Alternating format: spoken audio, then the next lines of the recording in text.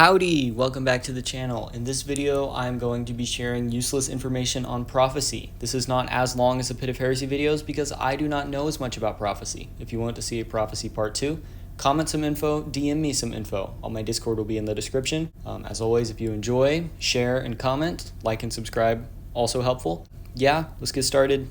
If you are on Heatrise's Warlock, you can consume your grenade and float up this pipe to skip the first tutorial section of Prophecy. There are other ways to do this skip, most people just find to be the easiest and fastest way.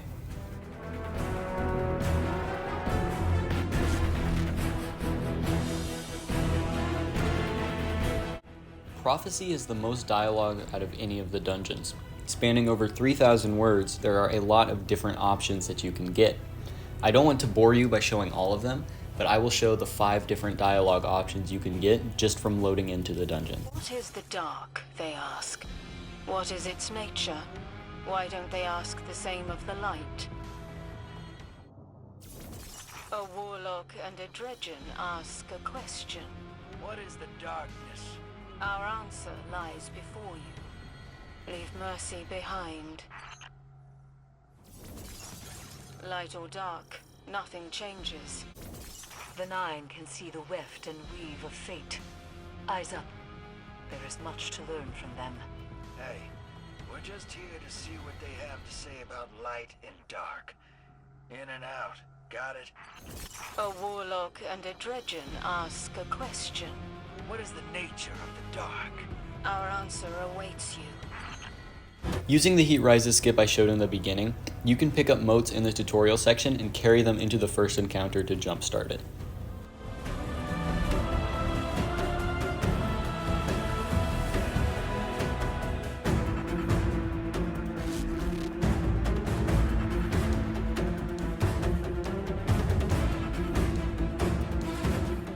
There is a strategy called double dunking that lets you get rid of 2 pillars of light or dark at the same time. All you have to do is line yourself above and in the middle of both of them, and it will work. Inside the Heaven/Hell or Wasteland encounter, there are a lot of areas in which you need to kill the blights to progress the encounter, but each one of those areas is stylized after a specific planet or destination. Mars, Io, Titan, Mercury, and the Infinite Forest.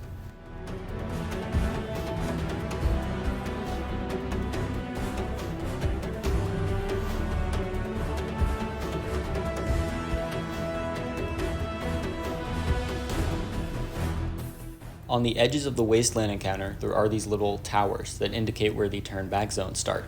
On these towers, there are these little floating balls that when pushed, they can be disconnected from the tower and rolled around.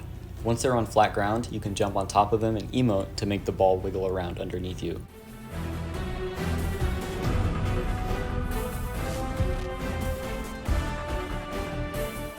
At the end of the dungeon, there is a little black hole in the sky. I'm like 99% sure this is not intentional and has no lore references.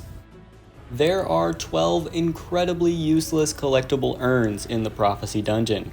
Here are the locations for all 12.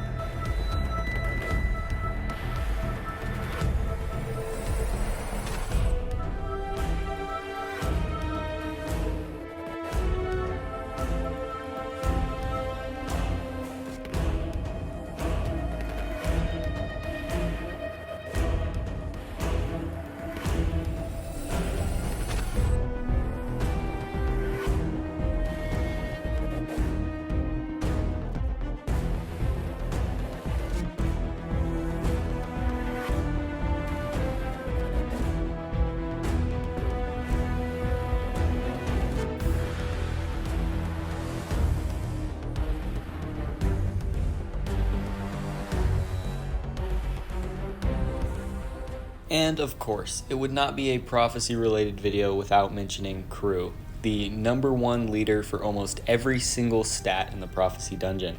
He has duo world record, solo world record, and even 3 of the top 5 slots for just normal speedrun world record. He also has over 10,000 clears on the dungeon, which is insane. I think that's the most dungeon clears anybody has on any dungeon. Next is a silly little glitch. So all you have to do for the funny arm glitch is be reloading as you pick up the full stack of motes. I'm not sure if it's exclusive to 4th Horseman or can be done on any shotgun, but definitely use 4th Horseman if you want a guaranteed. Pretty useless glitch, but you can send it to your friends or show it to them if you want to prove your prophecy knowledge. Going back to the beginning of the dungeon, if you veer off to the left instead of going to the portal, there's a little hole in the floor you can fall into to die.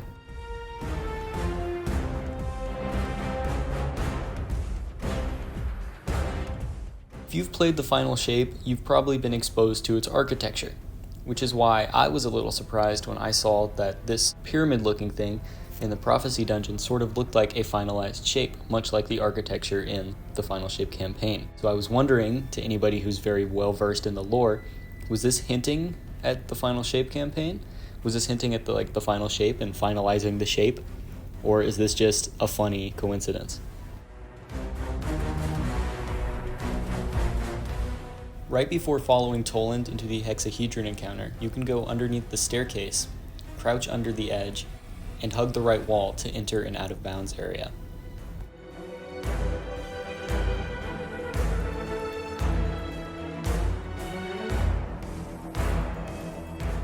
Within the hexahedron encounter, you can sometimes be subjected to Trolland, when Trolland will, instead of being on one of the walls, put himself on the ceiling. There is still a way to progress in this scenario, and to do that, all you have to do is look at the cube in the center of the room. You'll notice that some of the sides are blank and some of them have the 9 symbol.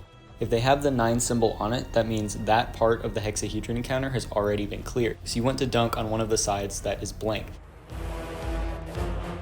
It is possible to get a knight to spawn early in the next room of hexahedron. All you have to do is leave 1 or 2 hobgoblins alive, and as soon as the motes are dunked, run immediately over to the center. As soon as you start flying up, you need to kill the hobgoblin. Since you're flying up, it won't allow the knight to spawn in the room underneath you, so instead it'll trigger the knight in the next possible place it can spawn, which is the next room. While entering and exiting hexahedron, you can hear the cracks in the wall make noise as you walk by. Take a listen.